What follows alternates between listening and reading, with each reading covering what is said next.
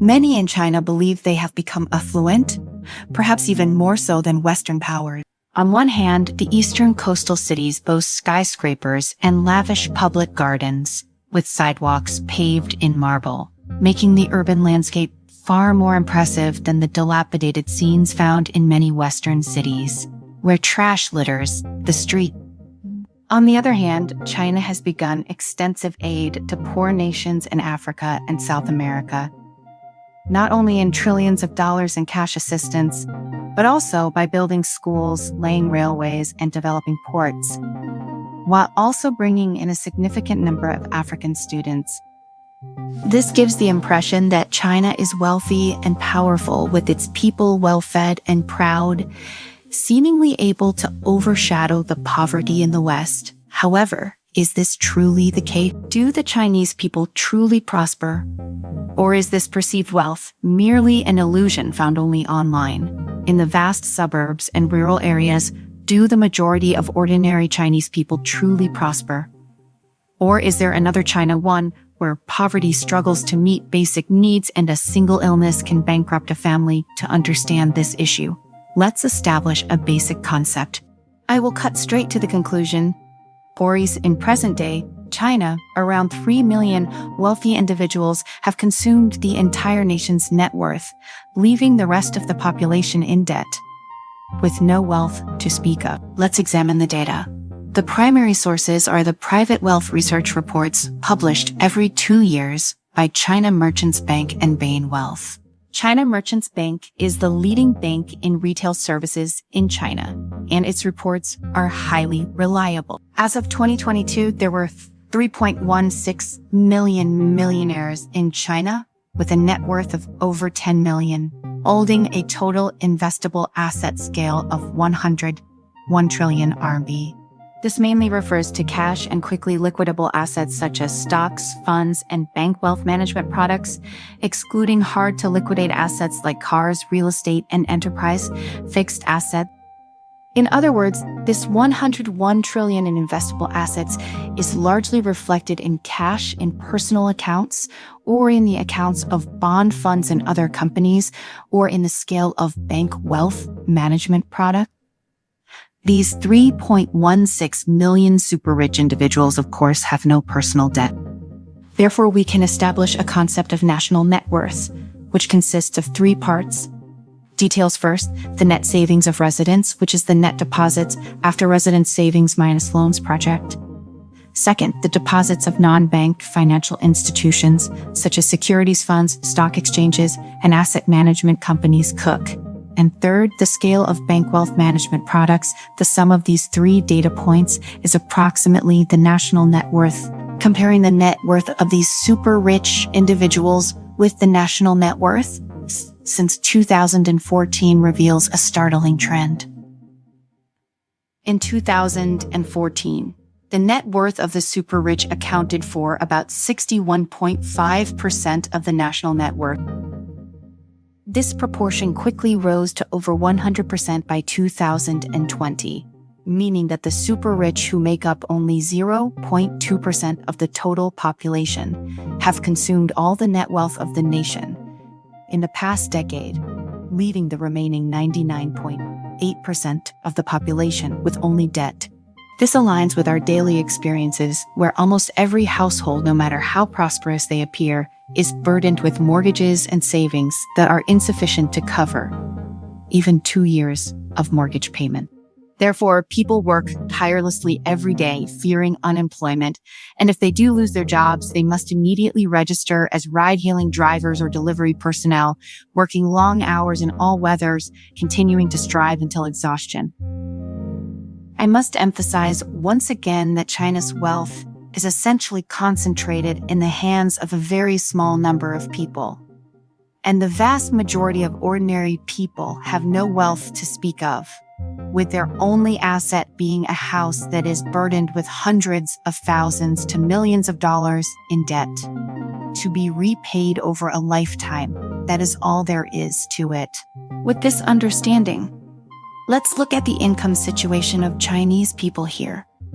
I provide the per capita disposable income from the Statistical Yearbook's quintile data table. The concept of per capita disposable income refers to the after-tax income of ordinary people, averaged across each individual in a household. First, let's look at the per capita income table for urban residents. In 2022, the lowest 20% of urban resident families had an income of only 17,000 RMB. The average family size, according to the census, is 2.62 people, with little difference between urban and rural areas, and this number is still declining. Let's use 2.62 people for our calculation. This means that the lowest income 20% of urban families have a total annual income of only 17,000 RMB multiplied by 2.6, which equals 44,500 RMB, averaging 3,700 RMB per month. The actual annual income for urban families in China in 2022 is as follows. The lowest income families earn 44,500 RMB annually, with a combined monthly income of 3,700 RMB would create the lower middle income families earn 81,700 RMB annually, with a combined monthly income of 6,800 RMB max. The middle income families earn 180,000 with a combined I must emphasize that this is the combined income of a couple. And if this were to be the after-tax monthly income for an individual, reaching 20,000 RBP would place them in the top 10% of earners nationwide, making them among China's elite. The claims of average monthly incomes of over 100,000 RMB on platforms like Zatoahu and Exatohomeshu are utterly fantastical. As for the income of rural residents, it's even more dismal from the same Statistical Yearbook's quintile per capita disposable income table.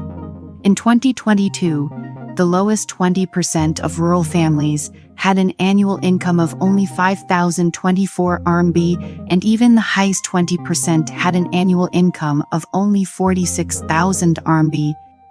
Income back to family income based on an average household size of 2.62 people. The lowest income rural families earned 13,200 RMB annually, with a combined monthly income of 1,100 RMB series. The lower middle income families earned 31,300 RMB annually, with a combined monthly income of 2,600 RMB series. The middle income families earned 400 By placing the quintile income data of rural and urban families together, the disparity becomes clear. The highest monthly combined income for rural couples is about 10,000 RMB, which is roughly equivalent to the income of urban middle-income families, while the monthly income of 3,800 RMB for rural middle-income families is roughly equivalent to that of the lowest-income urban families. This means that rural areas are essentially 2 levels behind urban areas in terms of income. Understanding this, let's take a closer look at the absolute value of an individual's monthly income. In urban areas, a monthly income of over 10,000 Chu already places one in the top 20% of income earners. The remaining incomes are distributed between 1,800 and 6,700 RMB, which are not particularly high for couples. This ranges from a few thousand to just over 10,000 RMB. And after deducting for necessities like food, utilities, healthcare, and education, there is not much left, even in smaller cities in the central and western region. If there's a public housing payment to be made, it's unclear how one could save for it. A 100 square meter average residential home with the national average housing price reaching 8,000 RMB 5 years ago would cost 800,000 RMB in total. Even if the down payment of 240,000 RMB could be covered by parental support, there would still be a mortgage of 560,000 RMB needed, with a 20-year loan term and equal principal and interest payments, requiring monthly payments of 3,500 RMB need. This mortgage payment of 3,500 INT barely be afforded by the highest income urban families, and the other 80% of urban families simply cannot bear it with their own income. In the face of such data, it's impossible for ordinary Chinese people to accumulate real net wealth, and without debt, there can be no net saving. As for rural couples, further analysis is unnecessary. 80% of adults have a monthly income of less than 2,700 RMB, which is barely enough to get by. The lowest 20% of adults in rural areas have a monthly income of 500 RMB and a family income of 1,000 RMB. That's the reality. In urban areas, a monthly income of over 10,000 RMB places one in the top tier of income earners. Out of a total employment population of 733 million, in urban and rural areas, only 92 million have a monthly income over 10,000 RMB, while 400 million have a monthly income of less than 3,500 RMB. But China still has a very long way to go before it can be considered affluent as a whole, and it could even be said that it has only taken the first step.